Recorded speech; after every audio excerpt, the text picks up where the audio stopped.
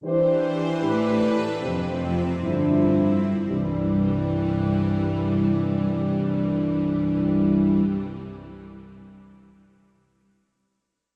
this is wonderful stuff. I'm amazed over and over again at Paul, the wisdom of Paul, really the wisdom of God, the mind of Christ, which is in Paul and extended to us. Aren't we fortunate? Absolutely. to see that. I know. But it's lovely. You just see the beauty of these things over and over again. I think people today are not excited about the Bible many times because they don't understand it. Oh, that's exactly right. When you don't understand something, it's hard to be excited about it. They don't know the story. Yeah, there you go. That's right. Bits and pieces of the story. Right.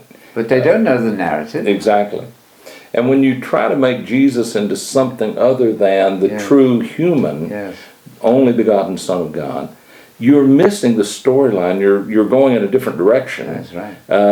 And missing the point because it is Romans 5 is that beautiful passage that helps us to realize it was a man that messed all this up. Yes. And it took a man to set it right. Not a God man, not an angel, but a man. Right. Not just any man, but the man who is truly God's human son. And I love that. It's a fact that, as this one commentator I quote in the introduction to the translation, when the Greek and Roman mind came to dominate the church, there occurred a disaster in doctrine and practice from which we have never recovered. Wow, yes. That was Anglican Canon Gouge. Yes, yes. That's powerful. Tremendous. And Griesbach, in its encounter with Greek philosophy, Christianity became theology in the worst sense. That was the fall of Christianity. The Genesis thing repeated itself.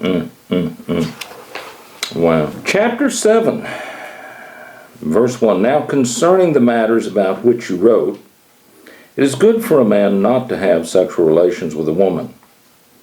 But because of the temptation to sexual immorality, each man should have his own wife, and each woman her own husband. The husband should give to his wife her conjugal rights, and likewise the wife to her husband. For the wife does not have authority over her own body, but the husband does. Likewise, the husband does not have authority over his own body, but the wife does. So, do not deprive one another, except perhaps by agreement for a limited time, that you may devote yourselves to prayer, but then come together again, so that Satan may not tempt you because of your lack of self-control. Verse 6. Now as a concession, not a command, I say this, I wish that all were as myself, but each has his own gift from God, one of one kind and one of another. So I think he's launching out. It's really good not to marry. It's good to not to conduct a think about the complications when one married. One then you're looking at the issues of children and family and all of those things that kind of would make the life of a Paul much more complicated and not work so well for him in terms of his freedom to move and preach the gospel and go forward. And so Paul chose not to marry and was successful in that, and so some others with him. But Paul recognizes that not everyone can do that, and that's not everyone's ability or gift to do that. So and the question is probably there is about what you wrote. Now let's get to your question. Yes. You said, not Paul. Yes. It's a good thing we shouldn't get married, and he balances that against an over-strict view, right? Exactly. So the idea of enforced celibacy for priests is quite false. Quite wrong. Yeah, absolutely. He's very careful to balance that against an ascetic tendency, right? They're saying, well, marriage should be for nobody, right? Yes, that's quite wrong. Right. But because of the temptation to sexual immorality, each should have his own wife. Yeah. So Paul, as you say, is putting it back into he's very real, isn't he? Yeah. Some would say a bit crude, a rather low view of marriage, but actually it's very realistic. Yeah, absolutely. So I love that. Yeah, I do too.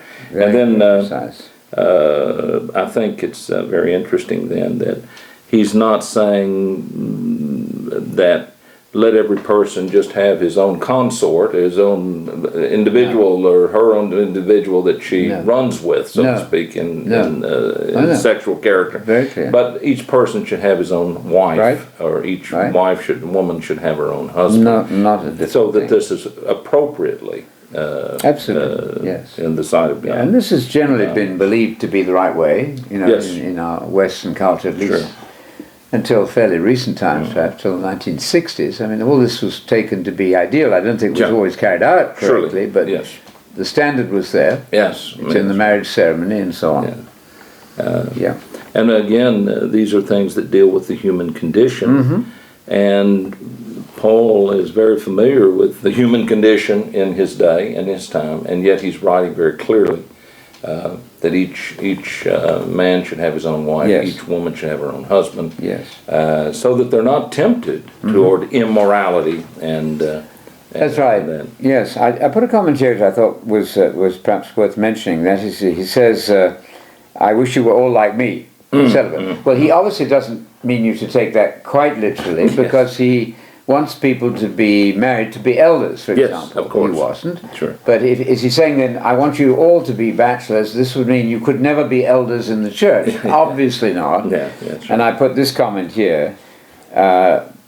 Paul is using hyperbole, some exaggeration to make his point. Verse 8, to the unmarried and the widows, I say that it is good for them to remain single as I am. But if they cannot exercise self-control, they should marry. For it is better to marry than to burn with passion. Wow. Okay. So he then says in verse 10, to the married I give this charge, not I, but the Lord. The wife should not separate from her husband. Verse 11, but if she does, she should remain unmarried, or else be reconciled to her husband. And the husband should not divorce his wife. Most important. And again, he's referencing back to shows that Paul was very familiar with the words of the Lord and the things that he had spoken. He's talking to the married Christians here. In a moment, he gets to the question of a mixed marriage, which is a different instruction. A different story. But if you're claiming to be believers, then you have no right to divorce. If, heaven forbid, you should separate, then do not get married to somebody else. Oh my goodness, yes. That's right. Because now you're breaking the rules entirely. That's right. And this is very straightforward. Very straightforward. Absolutely. Very straightforward. The commentators get this entirely right. Remain unmarried, that's to say, remain not married to somebody else. That's right. Don't go marry someone else. Reconciliation is the only legitimate path if you are both claiming to be believers. Exactly. And that's not hard. It's very straightforward. I say it's not hard. Sometimes people may deem that it's a difficult thing. Of course. But nevertheless, this is the teaching of the Lord. This is Paul's direction. And he's actually citing Jesus on this. So that's absolutely that's excellent. He's speaking for Jesus. Verse 12, to the rest I say, I, not the Lord, that if any brother has a wife who is an unbeliever, and she consents to live with him, he should not divorce her. Verse 13, if any woman has a husband who is an unbeliever, and he consents to live with her, she should not divorce him. Verse 14, for the unbelieving husband is made holy because of his wife, and the unbelieving wife is made holy because of her husband.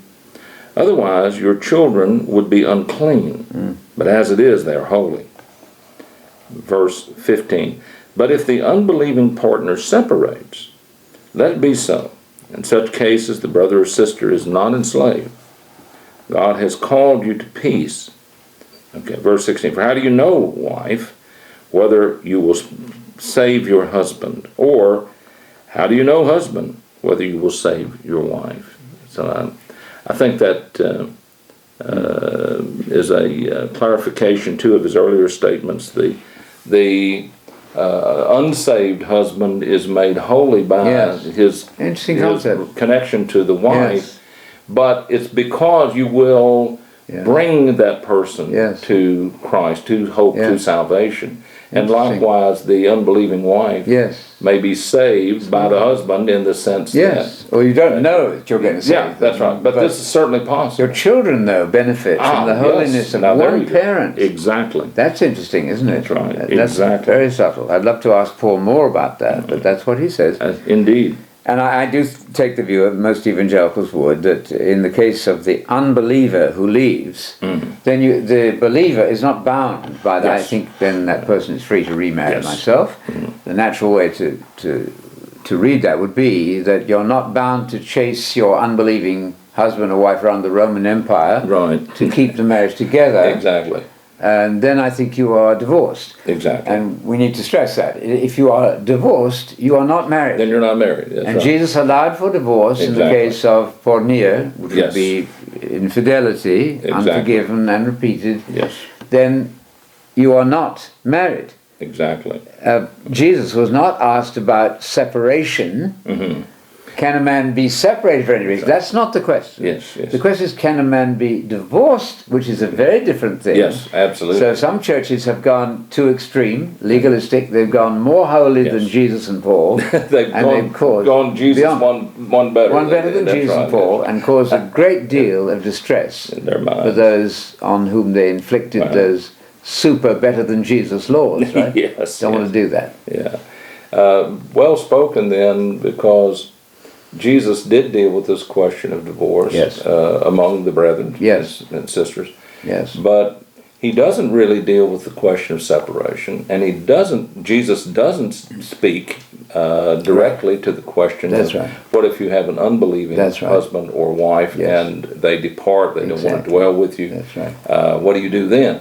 And Paul says, I'm speaking to those Yes. things. Exactly. Isn't And, that wonderful? that doesn't mean that's not Right. not wisdom in the Word No. of God. It is. That's right. But it's just that Jesus didn't speak to it directly. Right, not in the record that we have. Yes. But it's important to stress, I think, that in Matthew 19, quite clearly, Jesus supersedes Moses. Yes. People Absolutely. cannot get hold of this, Absolutely. but he expressly says, for the hardness of your hearts. Yes. Moses allowed you to have divorces That's for right. certain not very clear reasons always. Doesn't matter, That's right. because that's in the past. Yes. But I'm telling you, That's right. only for sexual infidelity, unforgiven, continued, unrepented, only for that one Yes. reason. And then Paul adds, or Jesus in Paul adds Yes. another reason here, Yes. unbeliever who leaves A different circumstance. A different circumstance. Absolutely. This is most important because there's utmost confusion out there on this subject. Absolutely. Can be. And I think it's, to me, marvelous that you pointed out, too, how that the word of Messiah supersedes Yes. the provisions of Moses. On that point. Isn't that wonderful? Yeah, that's Quite tremendous. clearly. Quite clearly. So the famous "but I say to Yes. you" statements by Yes. Jesus in Yes. in And then he goes back to Matthew. Genesis, which is in a sense also Moses. Yeah. You know, the law of Right. Moses is broadly the Right. first 5 books. Yeah. However, you go to a higher standard in Genesis. Yeah. It's very clear, but this is very much misunderstood. There are people out there who are saying, well, we have just as much hard-heartedness now as they did then. Therefore, the Mosaic concession is still valid. Yeah. That is Not at all patently false. Absolutely wrong. Absolutely. Otherwise, Christianity This has is the done point. nobody any good. Oh, that's right. We haven't gained anything. I'm glad we had a chance at least to comment on something. Yes. Yeah. I think that's. The other point is that if a person comes to the faith, having been married several times, let's say, you have to go from where you are. I think You so, cannot too. start tracing back the several marriages and say, well, who is that person really Yes, married? yes. That's not going to work. I don't think so If either. we had to deal with that, we'd be in the law courts all the time. I think so too. Because the unbelieving person would be objecting to our saying, you know, you're not really married to this person. So you start where you are, same with circumcision. If you're circumcised, leave it alone. Don't get circumcised if you're not, and don't undo the circumcision if you are. He gets to Right. that. Right. Same with marriage. You start from there. And now the standard is clearly you have 2 believers, they have no right to divorce. Yes, absolutely. Very That's simple. and very straightforward, very clear. I like that in that it's we find no examples in Paul or in the New Testament where they were going back to people No. who've become believers, No. sending them back to previous spouses before they came, and maybe going back and breaking up earlier homes, these families and so on that have come to exist. They do take it from where they're at. I think we have to do that. Otherwise, our whole business would be fighting in law courts over rightly offended parties, right? And exactly. Say, you're telling my wife to leave me? Yeah. I don't think so. Yeah. That's a hopeless We task. don't have any examples of that in Scripture where they did something like that. So that's right. That's very strong. I think powerful reasons then. Yes. The command of Jesus himself, which supersedes Moses, saying don't divorce. Yes. On the other hand, Paul adds to that in the name of Jesus the words that he brings us. Yes. By the way, if you are married to someone who is and with an unbeliever, then don't divorce as long as that person will dwell with you. Right. But if they don't, then you're not under bondage in such a case. But if the believer leaves, heaven forbid, then that's do not marry somebody else. That's right. That's exactly right. All the commentators understand that. It's only in recent times that some people have begun to mess with this simple material. It's unfortunate and can wreak havoc with the lives of people in ways that shouldn't be. They shouldn't. Wow. Verse 17, only let each person lead the life that the Lord has assigned to him and to which God has called him. This is my rule in all the churches. Verse 18, was anyone at the time of his call already circumcised? Let him not seek to remove the marks of circumcision. Was anyone at the time of his call uncircumcised? Let him not seek circumcision. That's very clear, isn't it? Very straightforward. Yeah, I like that. To Jews and Gentiles alike, by the way. He's not saying, now I'm strictly only talking to Gentiles here. One rule for everybody. Otherwise you divide the faith immediately. Surely. You don't want to do that. Yeah. So he goes on to say then in verse 19, for neither circumcision counts for anything, nor uncircumcision, but keeping the commandments of God, that counts for something. I think he's saying circumcision, uncircumcision doesn't mean anything, but keep the commandments of God. That's everything. That's everything. That's really what counts. As given by the Torah of Messiah, the Jesus. That is radical, because Genesis 17 says that if you're a Jew or a Gentile, you must be physically circumcised or not be in the covenant. Exactly. Here he's saying none of that matters. Forget all that. That's right. On the other hand, he's not saying that you can just flout all the laws of God as a subtle We do have this Torah of Messiah. We do have this the law of God in spirit. Absolutely. But not in the letter, not in that version. 1 Corinthians 9:21 says, Paul says of himself, I'm not under the law of Moses. I'm not. Now, I'll be under the law of Moses if it makes you happy, right? I'll keep the Sabbath with you. I'll even circumcise Timothy because of the Jews. Right. Only for that reason. I'll even go and shave my head if you want me to do that in the temple. Yes. However, that's a concession. That's a diplomatic concession. Otherwise, though, do not get circumcised. Yes. Don't get into this. Isn't that amazing? We've... again, as we referenced before, Galatians 5, don't get engaged in, entangled in, I like that language, the law.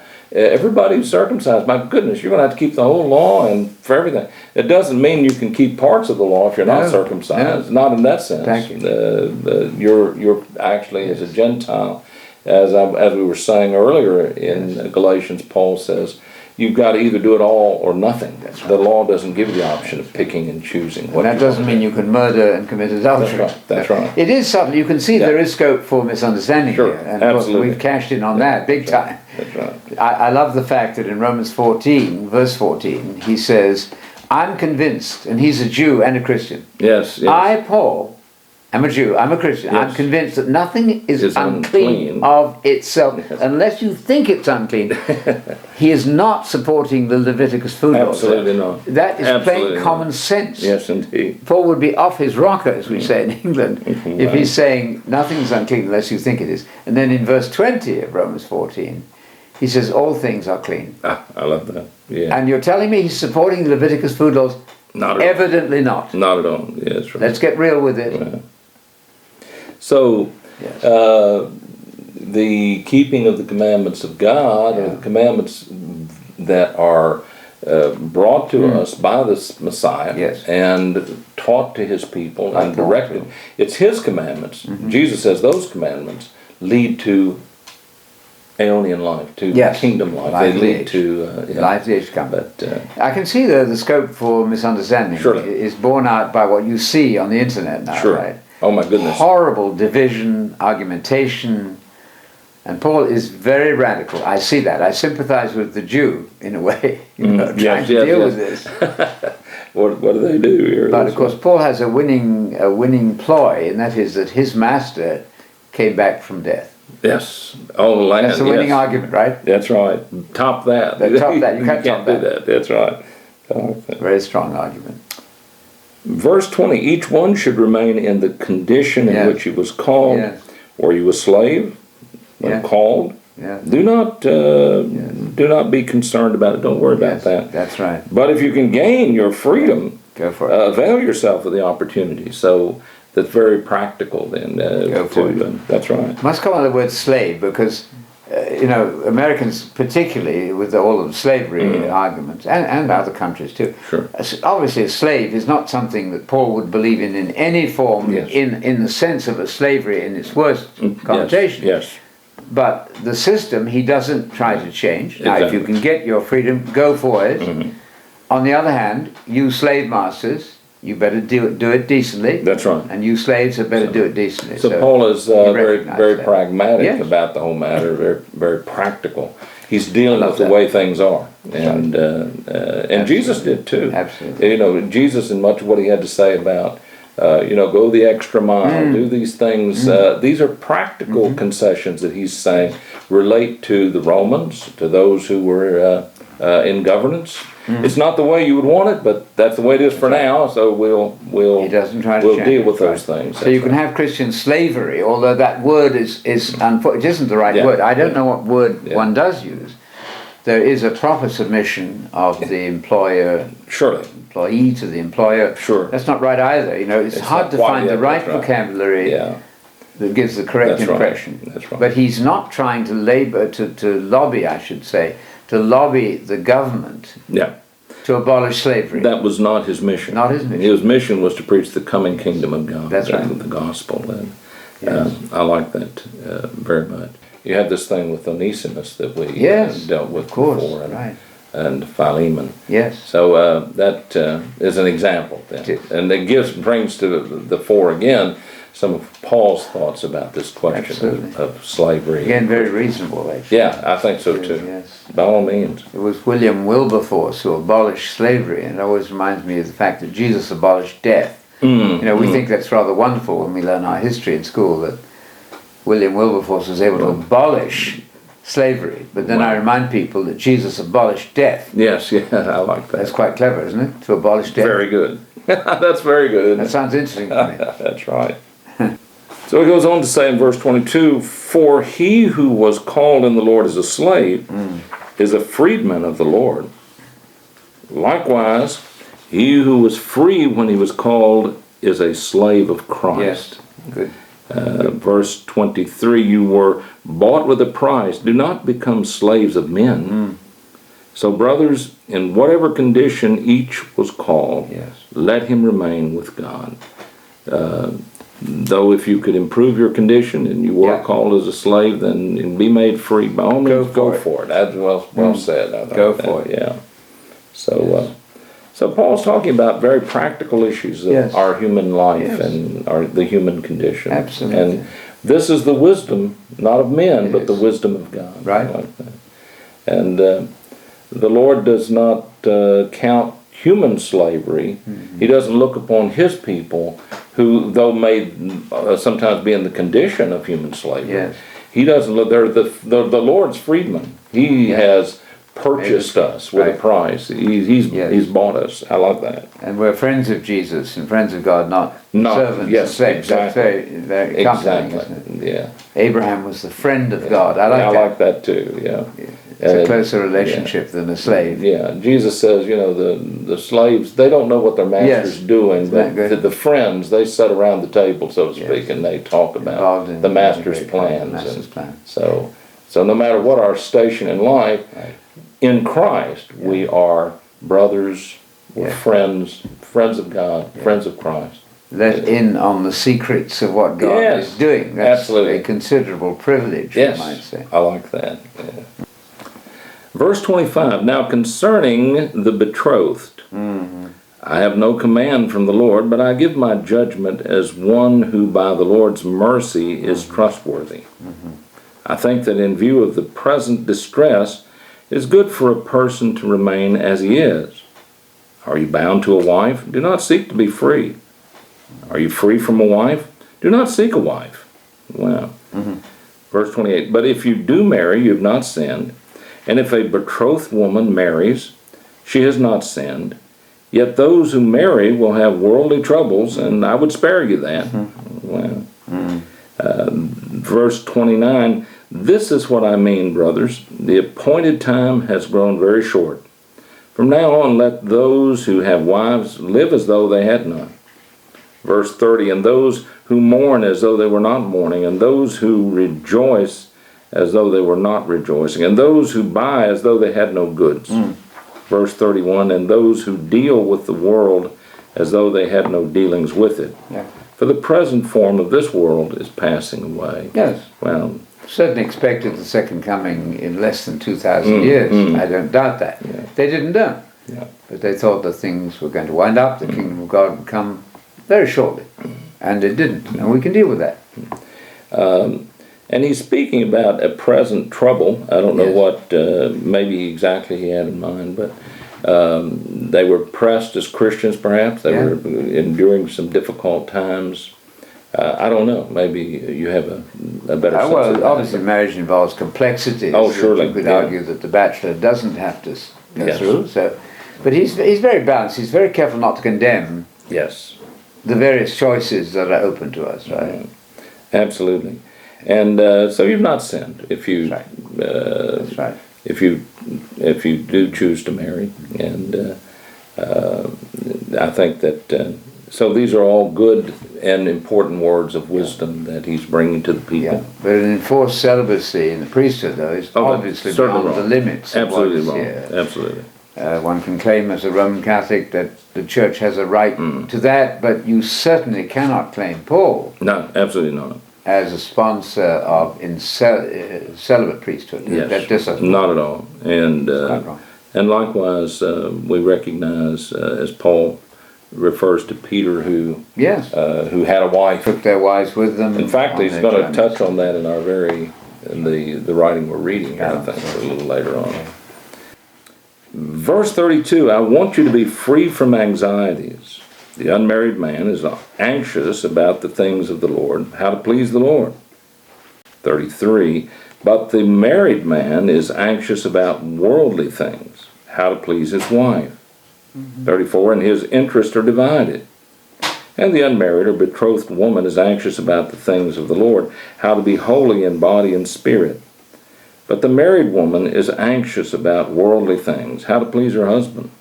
Well, verse 39, I say this for your own benefit, not to lay any restraint upon you, to promote good order and to secure your undivided devotion to the Lord. Very practical. Very practical. Yeah. He recognizes that there are advantages to not being married, not having all of the issues that go along with that, and he might have said it, but could have said it, but that includes children and families and extended issues that have to be dealt with in that environment. So Paul sees advantages to moving on without that. Absolutely. There's room for everybody here, isn't there? Yeah, there is. That's wonderful. I like the fact that his mind is very much black and white, though. He says, the married person has all sorts of concerns, and the unmarried person doesn't. He doesn't mean that in an absolute sense. But that tendency could be true in some cases. Absolutely. But Paul is very much, it's this and not that. Right. Black and white. And I like that approach, but you have to allow for some exaggeration in some of the statements. Yeah, absolutely. That's fine. It's just a way of thinking. It's a way of expressing a point. Yeah. Yes.